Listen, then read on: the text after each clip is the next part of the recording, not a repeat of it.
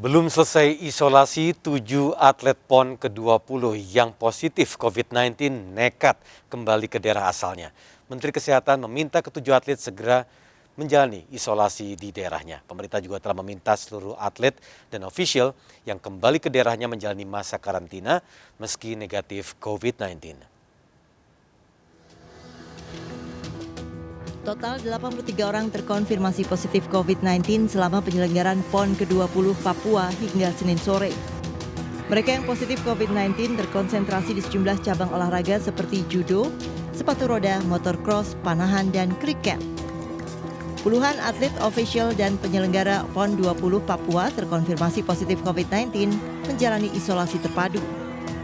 Ironisnya 7 atlet positif COVID-19 justru kabur dari tempat isolasi terpadu sebelum menuntaskan masa isolasi. Ketujuhnya berhasil keluar dari tempat isolasi di Papua dan kembali ke daerah asalnya. 1 atlet pulang ke Tarakan, Kalimantan Utara, 2 atlet pulang ke Jambi, 3 atlet pulang ke Sidoarjo, Jawa Timur, dan 1 atlet pulang ke Yogyakarta. Pemerintah meminta ketujuh atlet segera menjalani masa karantina di lokasi kedatangan. Sementara penyelenggara PON ke-20 Papua juga diminta melakukan tes PCR acak selama pertandingan berlangsung. Kami juga mengamati ada 7 atlet yang sebelumnya sudah teridentifikasi positif berhasil keluar dari tempat isolasi sebelum selesai masa isolasinya. 1 ke Tarakan, 2 ke Jambi, 3 ke Sidoarjo, 1 ke Jogja. Dan atas arahan Bapak Presiden agar 7 atlet yang keburu kembali ke kota asalnya sebelum selesai masa isolasinya ini bisa segera dikarantina atau diisolasi di tempat kedatangan. Untuk mencegah penyebaran COVID-19, pemerintah telah mengevaluasi mekanisme kepulangan atlet, pelatih, dan ofisial PON ke-20 Papua.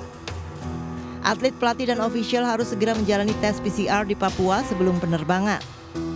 Seluruhnya juga diharuskan menjalani tes PCR kembali di bandara kedatangan.